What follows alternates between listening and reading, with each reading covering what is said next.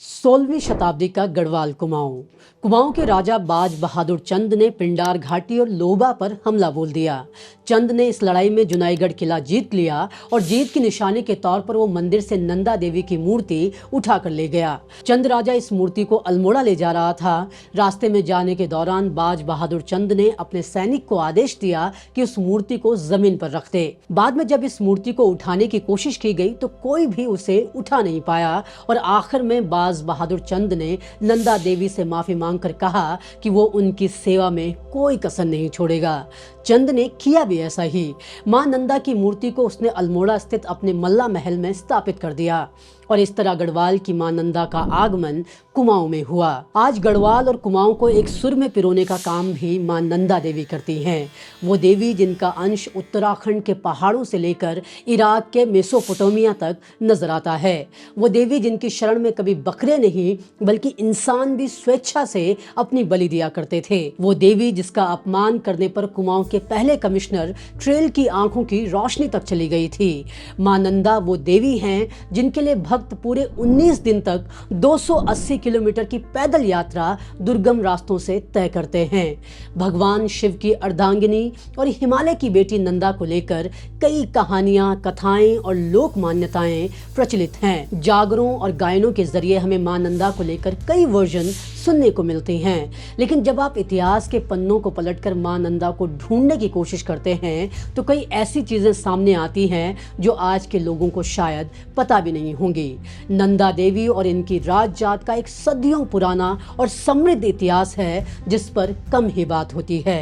आज आस्था के इस एपिसोड में हम लेकर आए हैं आपके लिए मां नंदा, लोक मान्यताओं के साथ ही इतिहास के पन्नों को खंगाल कर, और देंगे आपको जवाब कि कैसे और क्यों नंदा देवी राजजात की शुरुआत हुई। जानेंगे कि कैसे पहाड़ी की नंदा के संबंध इराक के मेसोपोटामिया से लेकर अफगानिस्तान के बलूचिस्तान तक जुड़ते हैं। जानेंगे कि आखिर क्यों और कैसे मां नंदा को एक वक्त में इंसान की बलि चढ़ाई जाती थी और बाद में क्यों और कैसे ये बंद हो गई। 12 साल में आयोजित की जाने वाली नंदा राजजात से कैसे पहाड़ की इकोनॉमी भी चलती है, इसका भी जवाब देंगे। देखिए, मां नंदा से जुड़े हर सवाल का जवाब इतिहास के पन्नों और पॉपुलर बिलीफ के अनुसार देखिए और समझिए कि आखिर क्यों पहाड़ियों की मां नंदा देवी में सबसे ज्यादा आस्था है।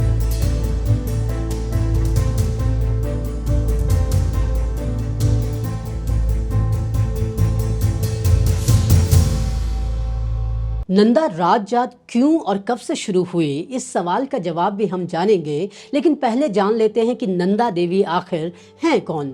नंदा देवी हिमालय के राजा हिमवंत और रानी मैणावती की पुत्री हैं। इन्हें गौरा और पार्वती के नाम से भी जाना जाता है। कई जगहों पर उमा भी कहा जाता है। ये भगवान शिव की अर्धांगिनी हैं। नंदा को खसों की देवी भी कहा जाता है। वहीं चमोली जिले में ही स्थित है नंदा पर्वत। ये पर्वत भी मां नंदा से जुड़ा हुआ है। धार्मिक मान्यताओं के मुताबिक इस सैंक्चुअरी में स्थित त्रिशूल पीक भगवान शिव का निवास स्थान है। वहीं नंदा कोट से जो कुहासा निकलता दिखता है वो माना जाता है कि मां नंदा के किचन का धुआं है। त्रिशूल पीक से जो नदी निकलती है उसका नाम नंदाकिनी है और इसके उद्गम स्थल को नंदक नाम से जाना जाता है। यानी कि हिमालय के इस परिवेश में लगभग हर चीज का नाता नंदा देवी से मिलता है। अब सवाल उठता है कि नंदा देवी आई कहां से। इसके जवाब में एक मध्यकालीन लोक कथा प्रचलित है। इसके मुताबिक नंदा देवी अल्मोड़ा के चंदवंशी राजाओं की राजकुमारी थी जिसकी अकस्मात मृत्यु हो गई, जिसके बाद लोगों ने उनकी याद में मंदिर का निर्माण किया। गढ़वाली जागरों में जिक्र आता है कि नंदा गढ़वाल के चांदगढ़ी के राजा की दूसरी पुत्री थी जिनका विवाह शिव के साथ हुआ था। वहीं उनकी पहली पुत्री का विवाह धारा नगरी के राजा कनकपाल के साथ किया गया था। यह भी कहा जाता है कि नंदा राजजात शुरू करने का श्रेय 16वीं शताब्दी के अजयपाल या कल्याणपाल को दिया जाता है। खैर, राजजात पर हम अलग से बात करेंगे, लेकिन फिलहाल अगर थोड़ा पीछे जाएंगे तो मानस खंड में इनका जिक्र योग माया के तौर पर किया जाता है। वो योग माया जो कंस के हाथों से बचकर नंदागिरी पर्वत पर पहुंच जाती है। मानस खंड में इन्हें नंदा नाम दिया गया है। इसके अलावा पुराणों में नंदा नाम का जिक्र ना के बराबर ही मिलता है। वहीं पुराणों की दुर्गा सप्तशती में नंदा का जिक्र मां दुर्गा के 9 रूपों के तौर पर भी नहीं मिलता। कहा तो ये भी जाता है कि पांडवों ने मां नंदा की यात्रा में हिस्सा लिया है, लेकिन महाभारत में नंदा देवी नाम का कोई जिक्र मिलता नहीं है। हालांकि 12वीं शताब्दी में लिखे गए केदार पुराण में नंदा और नंदागिरी दोनों का जिक्र मिलता है। चंद राजाओं ने 1563 ईस्वी में अल्मोड़ा को अपनी राजधानी बनाया था। वहीं कनकपाल का संबंध 9वीं शताब्दी से आता है। ऐसे में अगर जागरों पर विश्वास किया जाए तो लगता है कि नंदा देवी को पूजने की परंपरा कुमाऊं में 16वीं सदी और गढ़वाल में 9वीं सदी से शुरू हुई होगी। हालांकि जब आप 7वीं और 8वीं सदी के जागेश्वर और कतूरी राजाओं के ताम्रपत्र देखते हैं तो पता चलता है कि नंदा देवी और नंदा पर्वत 7वीं शताब्दी से पहले से भी जाने जाते थे। इनसे ये भी भान होता है कि 5वीं और 6वीं सदी में नंदा किसी और नाम से जानी और पहचानी जाती थी। जब आप इस दिशा में देखने की कोशिश करते हैं तो पाते हैं कि पुराणों में नंशा नना नाम का जिक्र आता है। शिव प्रसाद नैथानी के हवाले से नंदा राजजात किताब में लिखा गया है कि नंशा नाम को बाद में बौद्ध धर्म के अनुयायियों ने बदलकर नंदा कर दिया। मथुरा से मिली नंशा की मूर्तियों में दिखता है कि वो बलराम और श्री कृष्ण के बीच बैठी हुई हैं। नैथानी कहते हैं कि नंशा कृष्ण और बलराम की बहन है और क्योंकि इन्हें नंद ने गोद लिया था तो इसलिए इनका नाम नंदा पड़ गया। नंसा की मान्यता को कुषाणों के वक्त से होना माना जाता है। खैर, नंदा देवी का संबंध सिर्फ उत्तराखंड तक सीमित नहीं है। अगर आप इतिहास के पन्ने पलटेंगे तो ये ईरान, इराक से लेकर जम्मू कश्मीर और हिमाचल तक पहुंचती है। नंदा देवी का संबंध आज के अफगानिस्तान से लेकर इराक के मेसोपोटामिया तक मिलता है। जानकारों के मुताबिक बलूचिस्तान में नंदा देवी नना, बीवी नना के नाम से पूजी जाती थी। इसके अलावा कश्मीर और कुल्लू में आज भी इन्हें नैनी के नाम से पूजा जाता है। ऋग्वेद में नना शब्द को मां के लिए इस्तेमाल किया गया है। नना को ईरान, बेबीलोनिया और अफगानिस्तान के कांधार में भी पूजा जाता था। इनके लिए नना एक आदरणीय स्वरूप था। कुषाणों और शकों ने अपने सिक्कों पर अपने देवी देवताओं के साथ ही नना की तस्वीरें भी उकेरी हैं। इतिहासकार यमुना दत्त वैष्णव लिखते हैं कि पहले बधान चांदपुर में नंदा देवी को नैनी नाम से ही पूजा जाता था। वो कहते हैं कि बागेश्वर में मिले भूदेव के ताम्रपत्र में जो निनुन नूटी लिखा मिलता है, ये नैनी और नौटी के लिए इस्तेमाल किया गया है। इतिहास में नंदा को चाहे नना, नंदा, अपर्णा, उमा, पार्वती या दुर्गा जिस नाम से भी पुकारा गया हो, इनका संबंध कहीं न कहीं शिव से जरूर मिलता है। दूसरी तरफ चंद्र सिंह नेगी अपनी किताब इन द गर्भ ऑफ नंदा राजजात में मेसोपोटामिया से भी नंदा का कनेक्शन जोड़ते दिखते हैं। वो आज के तुर्की में स्थित याजिलखिया में स्थित मूर्तियों के बारे में बताते हैं। वो बताते हैं कि यहाँ पर 66 देवी देवताओं की मूर्तियां पत्थरों पर उकेरी गई हैं। इन मूर्तियों के बीच 2 भगवानों की विशालकाय मूर्तियां हैं जो एक दूसरे को देख रही हैं। इसमें जो भगवान हैं वो हित्ती साम्राज्य के मौसमों के देवता हैं जिन्हें तेशुब नाम दिया गया है। वहीं जो देवी हैं उनको हेबट नाम दिया गया है। चंद्र सिंह नेगी भगवान शिव, पार्वती और इन देवताओं के बीच काफी समानता गिनाते हैं। पहली समानता वो बताते हैं कि शिव और पार्वती की तरह ही तेशुब की सवारी बैल और हेबट की शेर है। दूसरा, दोनों ही पति पत्नी हैं और तीसरा, तीनों ही पहाड़ों से जुड़े हुए हैं। हित्ती साम्राज्य की ये मूर्तियां 13वीं ईसा पूर्व की हैं। ये वो वक्त था जब मिटेनियंस यानी मिटानी साम्राज्य मेसोपोटामिया में रहता था। नेगी लिखते हैं कि जब आर्यनों ने मेसोपोटामिया की तरफ से पलायन किया होगा तब उनके साथ ये दोनों देवी देवता भी आए और भारत पहुंचकर ये शिव और पार्वती बन गए। हालांकि एकदम सटीक तरीके से ये कैसे हुआ होगा, इसका जवाब कहीं पर भी मौजूद नहीं है। खैर, इतिहास के पन्नों और मान्यताओं में जो कुछ भी कहा और लिखा गया है वो एक ही तरफ इशारा करते हैं कि मां नंदा और भगवान शिव के संबंध हर जगह रहे हैं। निष्कर्ष के तौर पर देखें तो नंदा देवी का वजूद 5वीं-6वीं शताब्दी से काफी पहले से था। हालांकि उस दौरान उनके नाम अलग अलग जरूर थे। खैर, अब नंदा देवी के बाद बात करते हैं हिमालय के महाकुंभ नंदा देवी राजजात की। हिमालय की नंदा देवी राजजात एशिया की सबसे लंबी पैदल यात्रा है। परंपरा अनुसार हर 12 साल में राजजात का आयोजन किया जाता है। यात्रा की शुरुआत नौटी से होती है और ये उच्च हिमालय में हेमकुंड तक जाती है। इस दौरान श्रद्धालु 280 किलोमीटर की पैदल यात्रा करते हैं। 19 से 20 दिनों में ये यात्रा पूरी की जाती है और इस दौरान श्रद्धालु 17 जगहों पर रात्रि विश्राम करते हैं। नौटी से जो कागजी दस्तावेज मिलते हैं उनके मुताबिक 1886, 1905, 1925, 1951, 1987 और 2000 में नंदा राज जात का आयोजन किया गया था।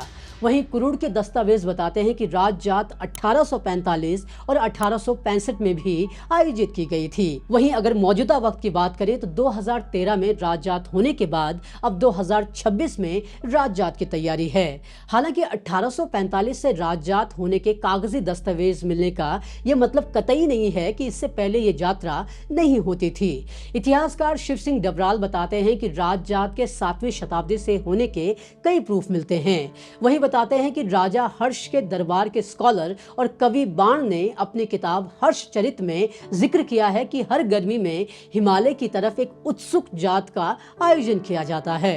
राज जात को शुरू करने का श्रेय राजा अजयपाल को दिया जाता है। दरअसल उत्तराखंड के अलग अलग हिस्से में कई छोटी छोटी सालाना यात्राओं का आयोजन पहले और आज भी किया जाता है। राजा अजयपाल को गढ़वाल के 52 गढ़ों को एक कर गढ़वाल बनाने का श्रेय दिया जाता है। माना जाता है कि उन्होंने इन छोटी छोटी यात्राओं को एक बड़ी राज जात में कन्वर्ट कर दिया। हालांकि कुछ विद्वान इस पर सवाल खड़ा करते हैं। उनका मानना है कि रूपकुंड के करीब यशो धवल, उसका परिवार और उसके सैनिक मारे जाने की घटना अजयपाल से बहुत पहले 1150 ईसा पूर्व में हुई थी और यशो धवल को लेकर कहा जाता है कि वो और उसका परिवार नंदा राज जात में ही शामिल होने के लिए पहुंचे थे। हालांकि यात्रा के दौरान उन्होंने इस पवित्र धरती पर अपनी नर्तिकाओं से नृत्य करवाया। यशो धवल की पत्नी ने यहाँ बच्चे को जन्म दिया जिससे ये धरती अशुद्ध हो गई। माना जाता है कि इससे मां नंदा रुष्ट हो गई और एक बर्फीले तूफान की चपेट में आकर यशो धवल और उनके साथ गए सभी लोग मारे गए। रूपकुंड में जो हड्डियां आज भी नजर आती हैं, मानी जाती हैं कि वो इन्हीं लोगों की है। माना जाता है कि इसी हादसे की वजह से बेदिनी बुग्याल से आगे बच्चों और औरतों को नहीं जाने दिया जाता। 9वीं सदी में मिले एक ताम्रपत्र को राज जात शुरू होने का एक रिलायबल सोर्स माना जाता है, जिसके मुताबिक नंदा देवी राज जात की शुरुआत 8वीं शताब्दी से ही हो गई थी। नंदा देवी को कत्यूरी राजाओं ने अपनी कुलदेवी के तौर पर पेश किया है। भले ही इस यात्रा को हर 12 साल में किए जाने की परंपरा है, लेकिन इतिहास में ऐसा ना के बराबर ही हो पाया है। 12 साल की अवधि इसलिए रखी गई थी क्योंकि नंदा शिव से विवाह के 12 साल बाद अपने मायके लौटी थी और करीब 8 दिन मायके का वैभव लेकर वो ससुराल को वापस लौटती हैं। मां नंदा को मायके से ससुराल भेजे जाने को ही नंदा राज जात कहा जाता है। हालांकि नंदा राज जात करने के लिए 2 अहम संकेत जरूरी होते हैं। मान्यता है कि नंदा देवी अपने मैत्यों के गांव कांसुआ पर दोष लगती है। मां नंदा के दोष लगने का मतलब है कि इस क्षेत्र में कुछ अप्रिय घटनाएं होने लगती हैं। इससे कांसुआ के कुंवर समझ जाते हैं कि उन्हें जात की तैयारी करनी है। कई बार माता कुंवरों के सपनों में आकर राज जात का आयोजन करने की बात भी कही जाती है। मां के दोष लगने पर चौसिंग्या खाडू खोजा जाता है, जिसका जन्म इसी दौरान चांदपुर पट्टी में कहीं होता है। नंदा राज जात का यही चौसिंग्या खाडू अगवानी होता है। ऐतिहासिक साक्ष्यों को टटोले तो ये पता चलता है कि नंदा देवी राज जात की शुरुआत 7वीं से 8वीं शताब्दी के दौरान हुई होगी और ये भी माना जा सकता है कि इससे पहले शायद छोटी छोटी यात्राएं होती रही होंगी। उत्तराखंड में अंग्रेजों के आने से पहले यहाँ नंदा देवी को मानव बलि चढ़ाए जाने की परंपरा थी। शिव सिंह डबराल अपनी किताब उत्तराखंड यात्रा दर्शन में इसका जिक्र करते हैं। वो बताते हैं कि हर 12 साल में मानव बलि दिए जाने का प्रावधान था। हर 12 साल में गांव के सयाने लोग जुड़ते और गांव के सबसे उम्रदराज व्यक्ति को इस काम के लिए चुना जाता। इस दौरान उस शख्स के नाखून और बाल काट दिए जाते हैं, उसे नहलवाया जाता है और फिर उसे एक कमरे में एकांत में जीने के लिए छोड़ दिया जाता है। इस दौरान कोई उससे मिलता नहीं और वो खुद अपना खाना बनाता है, वो भी दिन में एक बार। और इस प्रक्रिया से करीब 1 साल बाद उसकी देह प्राण त्याग कर मां नंदा को समर्पित हो जाती है। मानव बलि की इस प्रथा पर अंग्रेजों ने प्रतिबंध लगाया और तब से ये प्रथा बंद हो चुकी है। हालांकि राज जात में बकरे और भैंसे की बलि दिए जाने की भी प्रथा थी, जो अब ना के बराबर होती है।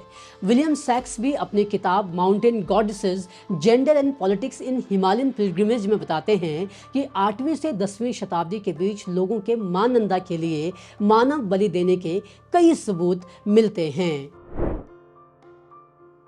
मां नंदा की राज जात का ज्यादा संबंध पहले सिर्फ गढ़वाल से जोड़ा जाता था, लेकिन अब ये दोनों क्षेत्रों की आराध्य हैं। मां नंदा के कुमाऊं पहुंचने की जो कहानी कही जाती है, वो हमने इस एपिसोड के शुरुआत में आपको सुना दी थी। इसी कहानी का एक सिरा विलियम सैक्स अपनी किताब में बताते हैं। इसके मुताबिक 17वीं शताब्दी में कुमाऊं के राजा को पता चला कि गढ़वालियों की बार बार जीत की वजह नंदा देवी हैं। ऐसे में उसने नंदा देवी की मूर्ति गढ़वालियों से चुराई और कुमाऊं में लेकर आया। राजा को लगा कि नंदा देवी की पूजा करने से उसे भी जीत हासिल होगी। इस दौरान कुमाऊनी सेना का नारा भी नंदा देवी की जय था। जैसे राजा को लगा वैसे हुआ भी। राजा को युद्ध में जीत मिली और इस तरह नंदा देवी राजा की इष्ट बन गईं। राजा बाज बहादुर चंद के नंदा देवी को अपने मल्ला महल में स्थापित करने की कहानी जो हमने आपको पहले बताई, उसमें एक सिरा और भी जुड़ता है। कहानी के मुताबिक ब्रिटिश राज में ट्रेल यहाँ का पहला कमिश्नर बना। इस दौरान उसने इस मूर्ति को महल से हटा दिया। ऐसा करने के तुरंत बाद वो अंधा हो गया और बाद में गांव के लोगों ने बताया कि उसने क्या गलती की है। माना जाता है कि मां नंदा की मूर्ति को वापस स्थापित करने के बाद उसकी आंखों की रोशनी लौट आई थी।